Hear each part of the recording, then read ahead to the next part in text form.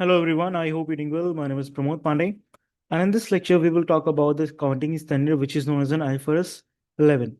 This is more of like a situation where a company or more than one company comes together to operate a operation. It could be like that they are doing some activity together, or it could be like that they are jointly owning, controlling, or operating any business or any part of their operation. So if these things happen, so what are the rules that becomes applicable? What are the certain things that need to be taken care about? And how this would be affecting into the financial statement, because ultimately when two companies coming together, they will be putting their money into. So when is the right time for one company to book a revenue, or when it is the right time for another company to book an investment, and who is going to become liable, or who is going to recognize the liability in their books, and who is going to book the assets. These are the certain doubts that should be there when you will be dealing with the IFRS 11 as an accounting standard. Likewise, we were doing all the standard in this lecture.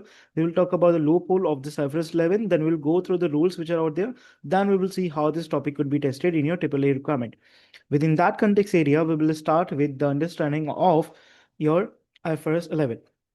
I would present a story in front of you in a while, and then we'll go through the rules which are out there. So story starts as in your audit and insurance paper. This is more in context that is there.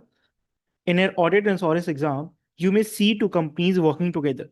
For example, it could be building an airport, developing a SARE technology, or extracting an oil. So for any operation, it could be like one of the three which has been listed there, or it could be other way.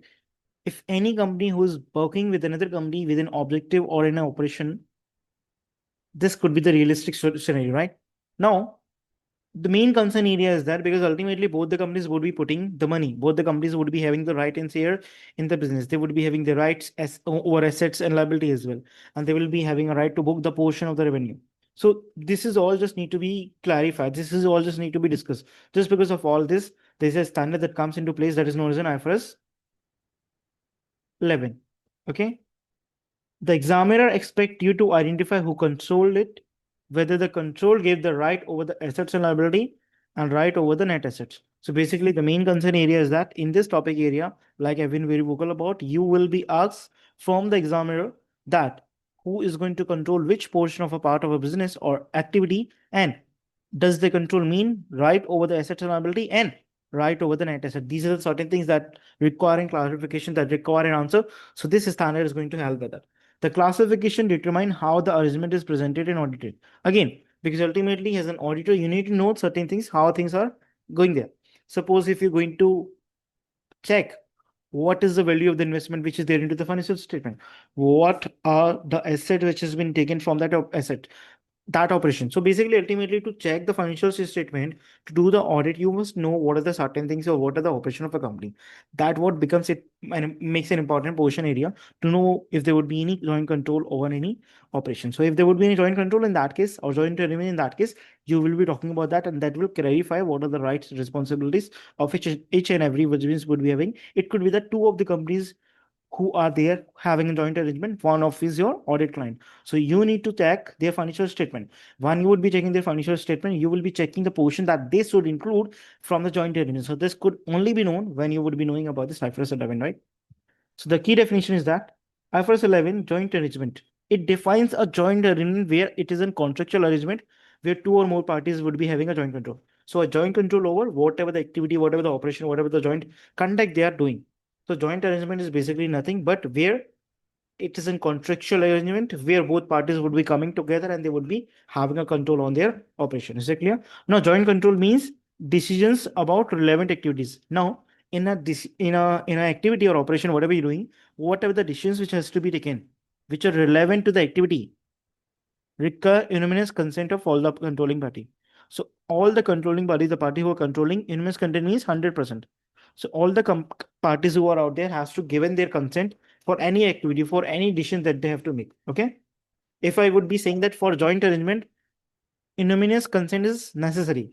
Or can I say this way? For joint arrangement, there is a one thing which is very important, is known as a joint control. And joint control would only come when you would be having unanimous consent of all the parties. So in a joint arrangement, you need to talk about joint control, and joint control will be there when you would be having unanimous consent. Okay. So this is how the link which is provided between the three. Now we will talk about what are the two type of the things which comes in the joint agreement and how they do differ, and what are the certain other things, right? And what is going to be the accounting agreement? Because ultimately you might not be asked to calculate the accounting agreement, but what you could be asked, you could be asked that, okay, what are the accounting agreement, whether the management is dealing with the same or the right way. If the management is not dealing with the same way or the appropriate way, in that case you have to point out it. Okay, there's the two type of the joint arrangement would be the joint operation and joint venture. Now joint operation has their different characteristic and joint venture would be having their different characteristic, so you have to be very line like about which you're talking about. Okay, if I just talk about the joint operation, in that case the parties would be having the right to their assets and obligation for the liabilities. So when the parties would be having right over their asset and the parties would be having obligation over the liabilities, this is basically the characteristic of joint operation.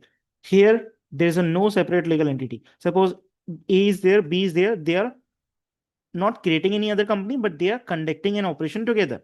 So whatever the assets and liability they're putting on, both are equally shared, or whatever the term and agreement between there. But this operation which you're conducting is not in separate entity. So they normally do not have a separate legal entity. Example, joint venture owning a factory, construction contract, or oil field. So suppose you're constructing a home, and the construction, the one party is constructing, other would be looking after the interior. So they are just having a joint control of a company, joint control for any construction of the property, right? But in this case, they do not require to form a company. That way you might be requiring the joint venture. So these are the characteristics that you need to know for a joint operation. Now we'll talk about how you need to do or how you have to be focused for an accounting. So for audit, each party records their own share of the assets, liability, and revenue and expenses. In a joint operation, if each party would be recording more than their share of an asset, liability, revenue, expenses, in that case they are doing something wrong. They cannot do this. They cannot classify this as a separate legal entity. So if these all things are happening, in that case you need to point out yourself that they're doing something wrong and which should not having done. So these are the certain things which you need to take care about. Now the auditor must ensure that those proportions match with the contractual terms. Wow. So what is the base? How, as an auditor, you would be checking whether the terms has been discussed into the contract. Are they being dividing the expenses, revenue, liabilities, or that were not? So basically, whatever the proportion they are recording in their financial statement as income, expenses, revenue, or asset, liability, this need to be traced back to the contractual agreement. So the contract agreement will be tell you, look, it's 50% of the asset would be mine, so I will be recording the 50%. The other company would be recording half of them, right? So these are the basically terms. These are the basically the joint operation things that need to be taken care of. Okay, now we'll talk about the joint venture. Now, what is a joint venture? It would be something that's slightly different, which you need to take care of. But now there's two things: joint operation, joint venture. Both other two things are there in the part of the joint arrangement. Okay, so this hasn't two things. They could be different in between the two, but they are again the part of your joint arrangement only. Okay.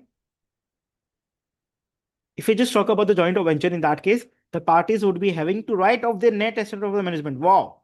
So whatever the arrangement that they're making on, that arrangement would be having net asset and both parties would be having right to their net assets. The separate assets and liability are not be recording into the financial statement, but net asset figure would be there for among the both the parties, right? Is it clear?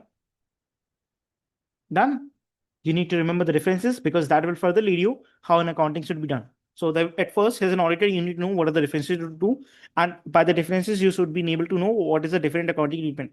If you would be having a problem understanding what is the difference between the two, you might stuck defining what is accounting that should be done. Okay. So this is usually structured through a separate legal entity, like a joint company. So it could be that A and B coming together, they are forming a company known as NC, and they're operating an operation like this way. Done? And then you talk about the H venture recognizer.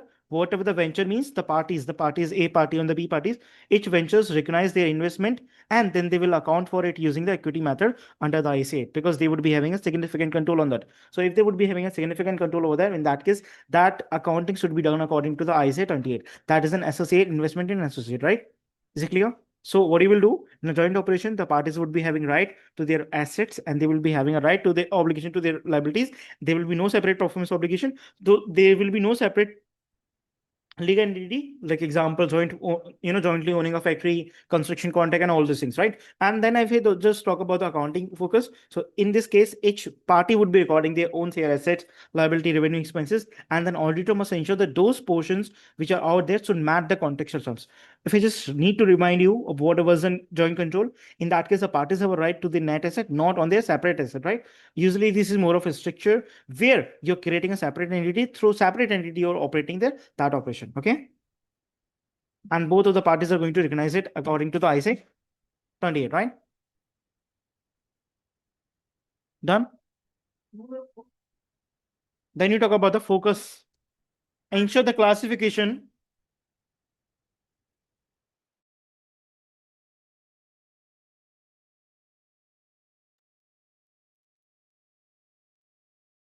so in the context of the joint venture, you need to focus on the audit focus, what it could be. Ensure the classification of joint venture is correct. You're not classifying it as a joint arrangement. Check that investor will apply the equity method or not, and not full consolidation should be done, and line by line proportionate consolidation should not be there, because which is not there in allowed in. This is something you would not be doing when you will bring the single investment in associate accounting standard, that is an ISA 28. ISA 28 is a standard where you will be just putting a single line adjustment, equity accounting, okay? And that is a different one. What you do from your consolidation of the financial statement. Done. Now you will learn about the equity accounting, which will also become a part of separate under ISA 28. Under ISA 8, and this is when you will be following the joint venture. Here you have to record the investment, initially the cost, and then adjust the carrying amount of the for its share, and then you have to adjust the carrying amount of its share of post-acquisition profit and loss. So initially, what of the cost it would be having? In this cost, you will be adding the post-share acquisition profit and share.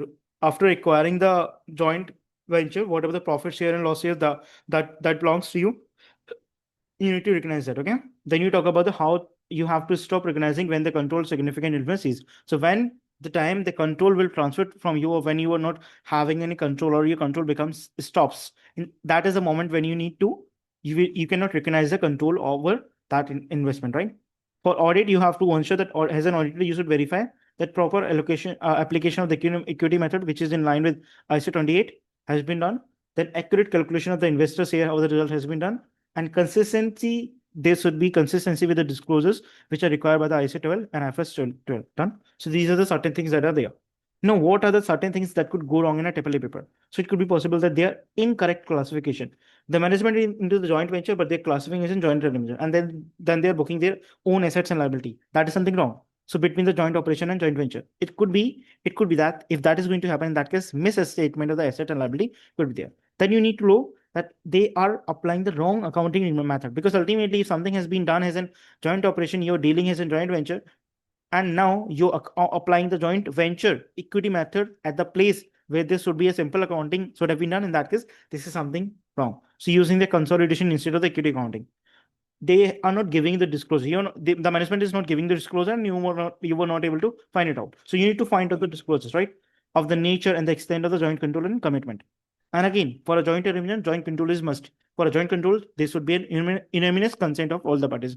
By the unanimous consent, I am referring to all the people, all the parties member are acknowledging it. All the parties members are acknowledging it. Then it could be that they will be unclear contract terms. If they would be unclear contract terms, in that case, it would become difficult for you to judge whether something is a joint venture, something is a joint operation. Done. Then valuation issue. What does it mean?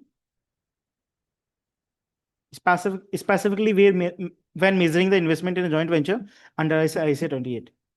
Then you learn about the audit procedure. So what are the audit procedures which are all there? These are some of the audit procedure which you need to take care about. And you just need to go through the same once again by yourself, because here some of the audit procedure which are general, which could be written in your AAA paper, but you need to prepare accordingly, because these are the certain one which you need to bold accordingly to the requirement of the context of the case study. I think that would be more than enough for you to deal with the requirement of the audit procedure if there would be any from your joint or IFRS 11. So I'm just giving you this audit procedure just to give, or just to bring in some info, right? Done.